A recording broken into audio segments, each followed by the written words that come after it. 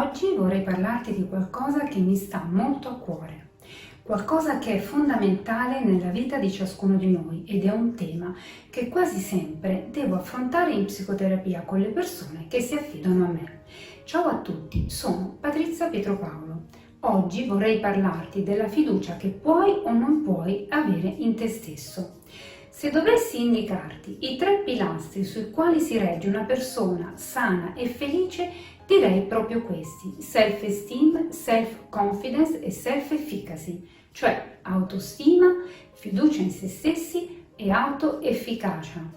Ti ho già parlato di autostima in un mio precedente video. Oggi invece vorrei condividere con te alcune riflessioni sul concetto di fiducia in se stessi, mentre affronteremo l'autoefficacia in un prossimo video.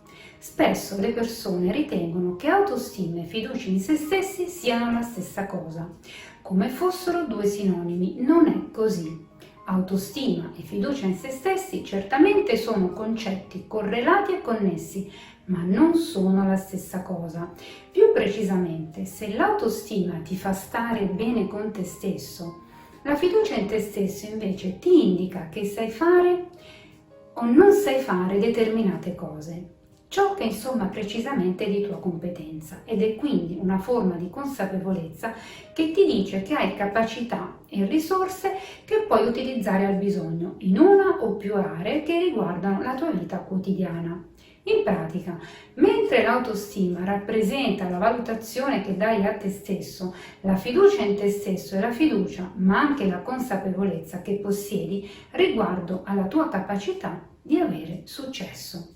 La fiducia in te stesso è ciò che ti porta ad affrontare le sfide con la convinzione di avere successo, in quanto fiducioso sia delle tue capacità che dei tuoi giudizi.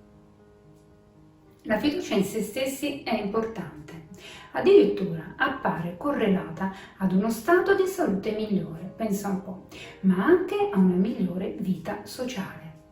Se hai fiducia in te stesso, infatti, hai più energia e sei più motivato a compiere azioni. Non hai anche ansia sociale e sicuramente hai meno stress e quindi non dovrai sopportarne le conseguenze negative. Se ti senti sicuro in te stesso, infatti, vedrai che tutte le tue attività, ma anche la tua vita, ti appariranno più coinvolgenti e anche più divertenti, perché no? La tua vita sociale sarà infatti più ricca. Pensa a quando, in qualche modo, interagisci con le altre persone. Se sei rilassato e pieno di fiducia, le persone tenderanno a sentirsi molto più a loro agio con te e di conseguenza ad essere più amichevoli. E tutto questo ti renderà ancora più sicuro di te stesso e di come ti mostri agli altri. Guarda ora dentro di te e rispondi sinceramente a queste 6 domande.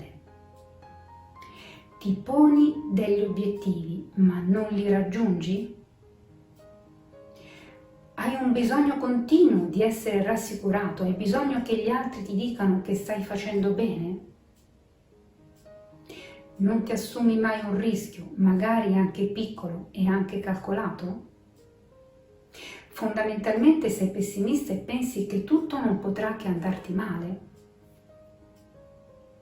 Non riesci ad esprimere le tue opinioni, soprattutto se sono diverse da quelle degli altri? Pensi di non saperne mai abbastanza?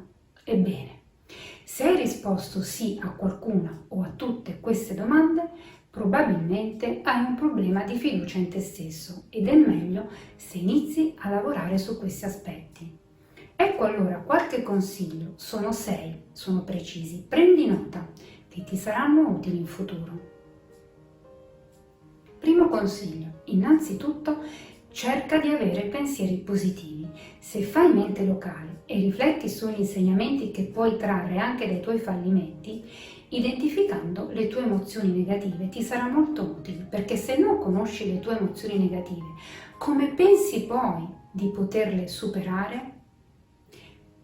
Trova nuovi stimoli, le esperienze nuove sono positive, o almeno spesso lo sono. Cerca allora di fare qualcosa diverso dal solito, abbi fiducia in te stesso, così da osservarti in nuove situazioni. Come reagisci in contesti nuovi? Magari meglio di quello che avresti pensato. 3. Congratulati con te stesso per i tuoi successi reali. Se hai ottenuto un primo successo, infatti, poi potrai sempre ottenerne un secondo e poi un terzo e via così. 4. Smetti di sognare a occhi aperti. Non diventerai un supereroe solo perché è nella tua mente e lo desideri. Concentrati invece su quello che puoi fare e fallo, cercando anche di capire cosa puoi cambiare per migliorarti. Ma nel mondo reale però, perché è questo l'unico mondo che effettivamente conta. Quinto consiglio. Ricordati che molto spesso sei tu il primo a giudicare te stesso, anche e soprattutto in maniera negativa.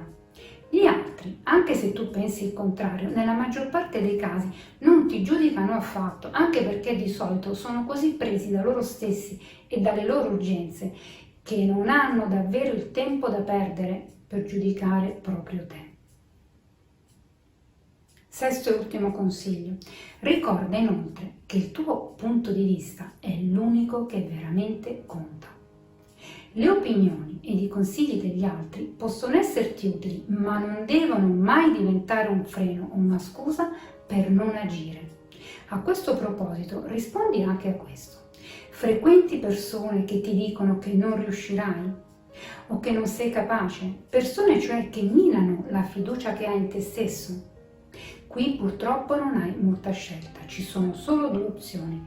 O non li ascolti per nulla e non dai quindi peso alle loro opinioni, o meglio ancora, cerca di frequentarle il meno possibile e solo se non hai alternative. Pensaci. Già sei costretto a frequentare persone che ti insegnano poco, almeno quelle dannose, evitale. Ed infine ricorda che fake it till you make it. Spesso funziona. Fai quindi finta di sentirti sicuro e vedrai che ti ci sentirai veramente. Prova, non esitare. Entra in azione. I tuoi risultati potrebbero sorprenderti. Ciao, a presto.